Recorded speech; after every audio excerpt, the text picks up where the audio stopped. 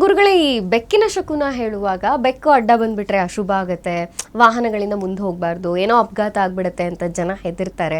ಆ ಭಯ ನಿಜಾನಾ ಅಥವಾ ಇದು ಮೂಢನಂಬಿಕೆನಾ? ಒಂದು ರೀತಿಯಾದಂತಹ ಶಕುನಗಳು ಸುಮಾರು ನಮಗೆ ಕುರುಹುಗಳನ್ನು ಕೊಡುತ್ತೆ. ಶಕುನಗಳನ್ನು ಯಾವುದು ಸಹ ನಾವು ಅಲ್ಲೆಗಳಿಬಾರ್ದು. ಶಕುನಗಳಲ್ಲೂ ಸಹ ಶುಭ ಶಕುನಗಳು, ಅಶುಭ ಶಕುನಗಳು ಅಂತ ಇರುತ್ತೆ. ಬೆಕ್ಕು ಪ್ರವೇಶವಾದ ತಕ್ಷಣವೇ ನಮಗೆ ಕೆಟ್ಟದ್ದಾಯಿತು ಅನ್ನುವಂಥದ್ದು ಮೋಸ್ಟ್ಲಿ ತಿಳ್ಕೊಳ್ಳದಲ್ಲಿರುವಂಥವ್ರಿಗೆ. ಪುರುಷರಿಗೂ ಎಲ್ಲಾದರೂ ಪ್ರಯಾಣವನ್ನು ಮಾಡಬೇಕಾದ್ರೆ ಎಡಗಡೆಯಿಂದ ಬಲಗಡೆಗೆ ಬೆಕ್ಕು ಪ್ರವೇಶವನ್ನು ಮಾಡಿದ್ರೆ ಶುಭ ಶಕುನವನ್ನು ಕೊಡುತ್ತದೆ. ಪುರುಷರು ಹೋಗಬೇಕಾದ್ರೆ, ಗಂಡು ಮಕ್ಕಳು ಹೋಗಬೇಕಾದ್ರೆ ಬೆಕ್ಕು ಎಡಗಡೆಯಿಂದ ಬಲಗಡೆಗೆ ಅದು ಪ್ರವೇಶವನ್ನು ಮಾಡಿದ್ರೆ ನೀವು ಖುಷಿಯಿಂದ ಪ್ರಯಾಣವನ್ನು ಮಾಡಬೇಕು.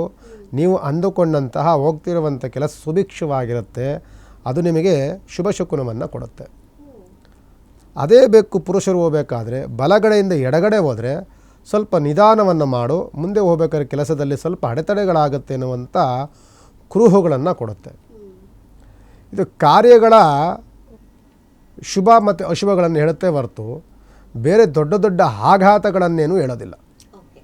ಇದು ಕೇವಲ ಪ್ರಯಾಣದ ವಿಚಾರಗಳನ್ನು ಹೇಳುತ್ತೆ.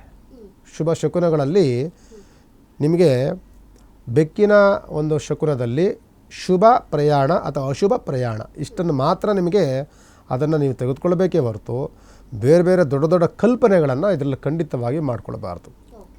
ಹೆಣ್ಣುಮಕ್ಕಳು ಎಲ್ಲಾದರೂ ಹೋಗ್ತಿದ್ದಾಗ ಬಲಗಡೆಯಿಂದ ಎಡಗಡೆಗೆ ಹೋದರೆ ಹೆಣ್ಣುಮಕ್ಕಳಿಗೆ ಭಾಳ ಶುಭವಾದಂಥ ಸೂಚನೆಗಳನ್ನು ನೀವು ನೋಡ್ತೀರಿ. ಅದೇ ಹೆಣ್ಣುಮಕ್ಕಳಿಗೆ ನಿಮಗೇನಾದರೂ ಅದಕ್ಕೆ ವಿರುದ್ಧವಾದಂಥದ್ದು ಅಂದರೆ ಬಲಗಡೆಯಿಂದ ಎಡಗಡೆಯಿಂದ ತಿರುಗಿ ಬಲಗಡೆಗೆ ಹೋದರೆ ಹೆಣ್ಮಕ್ಳಿಗೆ ಅದು ಅಶುಭ, ಗಂಡು ಮಕ್ಕಳಿಗೆ ಶುಭ ಇರುತ್ತೆ, ಅದು ಹೆಣ್ಮಕ್ಳಿಗೆ ಅಶುಭವಾಗುತ್ತೆ.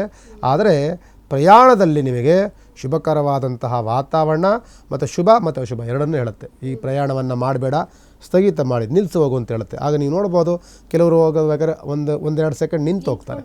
ಅಂದರೆ ಮುಂದೆ ಆಗುವಂತಹ ಅವಘಡಗಳನ್ನು, ಮುಂದಾಗುವಂತಹ ಸಣ್ಣ ಪುಟ್ಟ ಅತಾಚುರ್ಯಗಳನ್ನು ನಿಮಗೆ ತಡೆಯುತ್ತೆ. ಅದೇ ನಿಮಗೆ ಬಲಗಡೆ ಪುರುಷರಿಗೆ ಬಲಗಡೆ ಹೋಯ್ತು ಅಂತಂದರೆ ಆರಾಮಾಗಿ ಹೋಗಿ, ನಿನಗೆ ಈಗ ಶುಭ ಆಗುತ್ತೆ ನಿನಗೆ. ಅದು ಹೆಣ್ಮಕ್ಳಿಗೆ ಎಡಗಡೆ ಹೋದರೆ ಆನಂದವಾಗಿ ಹೋಗಿ ನಿಮ್ಮ ಕೆಲಸಗಳಾಗುತ್ತೆ ಅನ್ನುವಂಥದ್ದನ್ನು ಈ ಬೆಕ್ಕಿನ ಶಕುನ ಹೇಳುತ್ತೆ.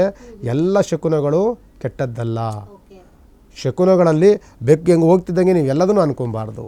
ಶಕುನಗಳಲ್ಲಿ ಶುಭ ಶಕುನವೂ ಉಂಟು, ಅಶುಭ ಶಕುನಗಳು ಉಂಟು.